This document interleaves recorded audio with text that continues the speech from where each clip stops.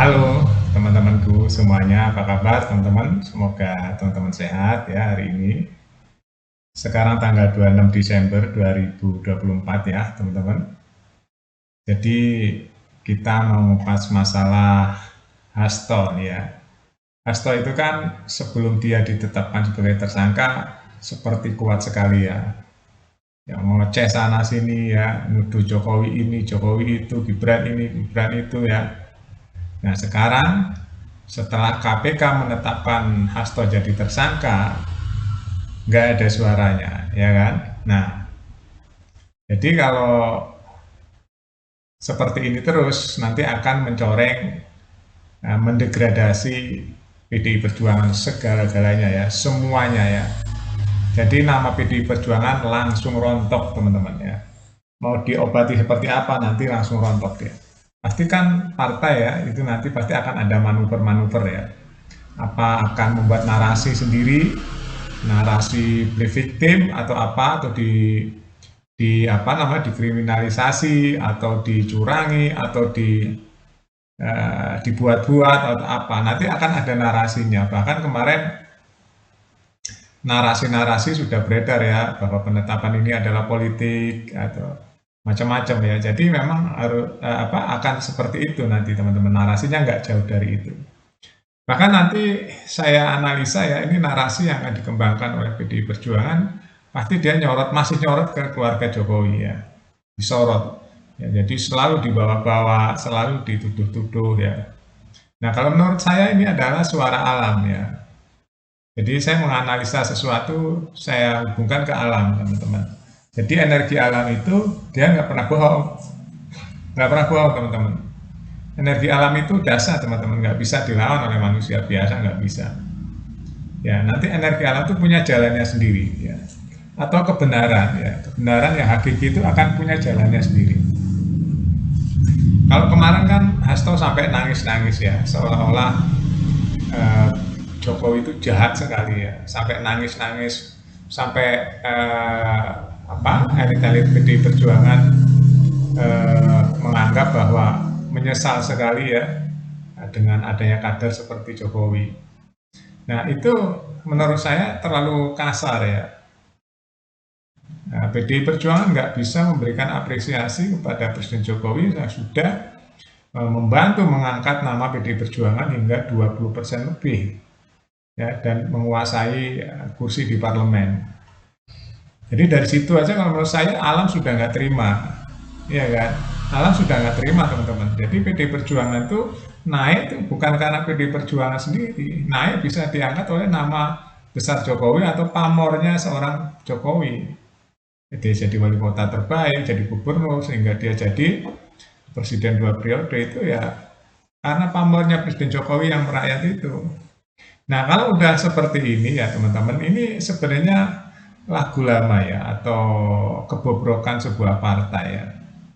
Nah, orang awam yang rakyat biasa nggak akan tahu teman-teman ya. Rakyat hanya dipakai namanya saja atas nama rakyat, rakyat kecil, wong cilik gitu ya. Itu slogan saja. Ya, nanti kalau Hasto ini terbukti berarti slogan-slogan wong cilik itu hanya untuk lip service saja teman-teman ya. Untuk semboyan-semboyan saja. Yang di atas itu hanya membutuhkan suara-suara wong cilik atau suara-suara rakyat. Dan dengan yang di atas dia berpesta pora kalau ini nanti merembet-merembet kemana-mana ya kan. Nah jadi ini sebenarnya teman-teman bagi orang-orang yang sudah mengalami berada di lingkaran legislatif, eksekutif, ya, yudikatif. Hal-hal seperti ini sebenarnya nggak terlalu aneh ya teman-teman. Bahkan ini bom waktu atau gunung es ya. Saya sejak tahun 90 berapa ya, ini seingat saya tuh di atas 90 sekian ya. Saya udah meneliti ini teman-teman ya. Cuma karena ini untuk konsumsi pribadi saya, akhirnya saya cuma, waduh tersiksa sekali nahan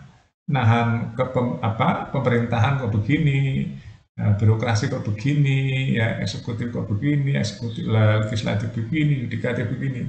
Jadi kalau sekarang terjadi seperti ini ya, ada orang dari legislatif korupsi, dari eksekutif korupsi, dari yudikatif juga korupsi, menerima suap, ya bahkan orang-orang partai yang memang lingkungannya seperti itu, teman-teman, ya yang saya bilang tadi gunung es ya. Ini bukan rahasia lagi. Ya jadi kalau Hasto ini nanti apa namanya dia tidak muncul ke permukaan ya, tidak muncul menemui media, nah ini akan memperburuk citra Hasto dan PDI Perjuangan. Ya jadi rakyat nanti berpikir wah ada apa nih? Kenapa nggak gentle nih? Kan gitu. Sedangkan sebelum ditetapkan sebagai tersangka kan dia seolah-olah wah berani sekali menyerang Jokowi dan keluarganya, sampai di podcastnya Akbar Faisal dia nangis-nangis, ya nangis-nangis luar biasa. Nah, kalau ini nanti semua terungkap, Harun Masiku ketemu, Hasto ketemu, nanti bisa diungkap semuanya tuh di balik layar tuh gimana di peradilan ya. Nah ini yang menurut saya akan seru ya teman-teman. Jadi namanya politik ya, ya seperti itu. Tapi kalau politiknya seperti itu ya nanti rakyat marah. Ya, karena bawa-bawa rakyat, bawa atas nama rakyat, bawa rakyat wong cilik. Buktinya DPR hari ini belum mengesahkan undang-undang perampasan aset. Itu ya, buktinya DPR hari ini belum mengesahkan undang-undang perampasan aset per 25 Desember saya bikin video ini. Belum disahkan tuh undang-undang perampasan aset. Ya kan? Nah ironis nih teman-teman ya, ini ironis sebuah negara demokrasi yang katanya partai itu melindungi rakyatnya, nggak taunya banyak petinggi-petinggi partai ya, pejabat-pejabat partai, ya, ada yang di DPR ya yang tersangkut korupsi, yang gunung es. Bahkan banyak pengamat ya, analisa-analisa mengatakan bahwa ini gunung es, yang ketangkep tuh yang sial saja. Ya teman-teman, bagi orang awam ya mungkin nggak tahu maksudnya apa ya. Bagi peneliti, bagi orang-orang yang diam-diam mencari data ya, dia belusuan, menyelami cara lingkungan politis itu seperti apa, kita akan tahu bahwa banyak sekali di lingkungan politik ya itu yang cari kehidupan juga banyak. Ya, yang cari kehidupan juga banyak teman-teman, bukan murni memperjuangkan nasib rakyat, bukan. Contohnya ya itu aja, undang-undang perampasan aset sampai hari ini belum disahkan. Ya, itu kenapa coba sampai belum disahkan? Itu kan ada sesuatu yang memberatkan. Maksudnya ada yang gendoli bahasa Jawanya itu. Kalau disahkan karena efeknya kan bagi mereka koruptor nanti ya hartanya akan disita. Ya, itu hukuman yang berat bagi koruptor. Makanya sampai hari ini kenapa nggak disahkan? Ini sebenarnya rakyat yang harus nuntut ini. Ya, rakyat yang harus nuntut nih. Terang-terangan rakyat berkumpul mengeluarkan pendapat. Kenapa undang-undang perampasan aset kok belum disahkan sampai hari ini? Itu ya teman-teman. Jadi prihatin ya saya kalau lihat informasi ini, sekjen ya teman-teman ya. Ya, jadi bukan sekjen aja, masih banyak tinggi partai yang korupsinya gede-gede ya. Itu Johnny G Plate triliunan tuh.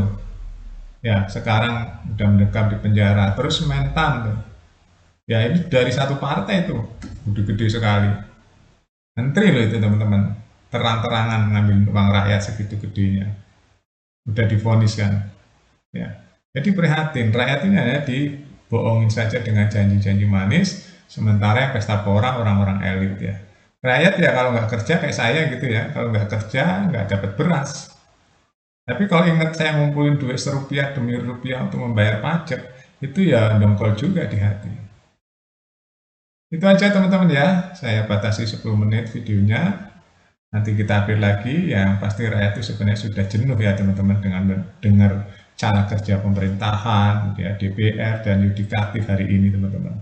Udah nggak percaya lagi mungkin kalau diwawancara satu-satu ya rakyat. Terima kasih teman-teman sudah nonton, sampai jumpa.